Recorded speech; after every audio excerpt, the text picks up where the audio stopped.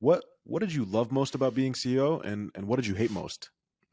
Well, okay, what I love most, and God, I loved a lot of it. What I loved most was that I was able to create a culture which could affect tens of thousands, actually probably over 1 million people in the whole time I was there, that could affect hundreds of thousands, let's say, of people, even if I never met them, right? Like I could help someone have a better life by creating a culture that welcomed them, that gave them opportunity, that was able to see their excellence, care about their excellence, and help them foster that excellence, help them increase their ability to provide for their family, increase their ability to feel powerful and feel useful in the world, you know? And so just by creating that culture, I was able to have a very broad effect on loads of people and help them get a great start towards living life the right way, leading the right way, loving the right way. And that was just wonderful.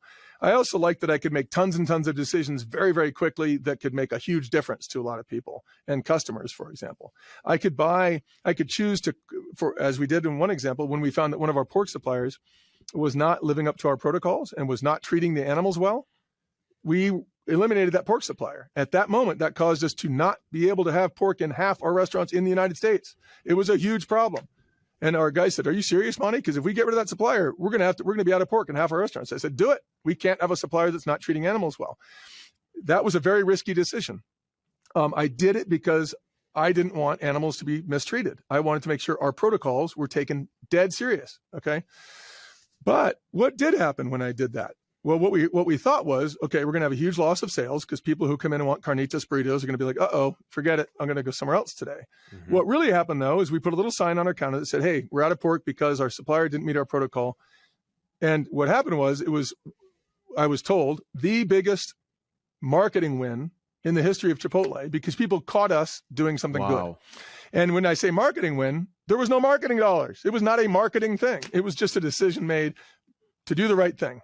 And people saw us do the right thing, and all of a sudden it went viral. Like people were like, "Oh my God, did you know that Chipotle wasn't willing to serve the pork because it wasn't up to their standards? Wow, they must give a shit about their food. Ergo, they must give a shit about us. Ergo, it's probably good stuff. Ergo, we should buy more of it."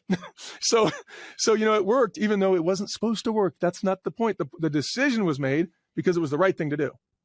But the outflow of it was brilliant. I mean, it helped our company tremendously. I could never have predicted that we would have had such a wonderful viral surge of positivity from making a decision that seemed very obvious to me, which is we're not going to serve food that's not raised the way we demand to be raised.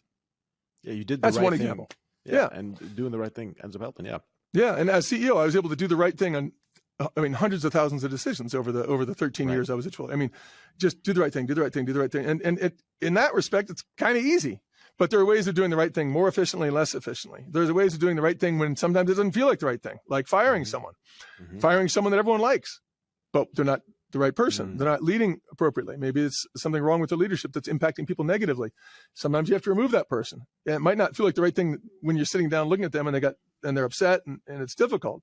But the right thing can be difficult. In fact, often is, right? So it doesn't mean easy.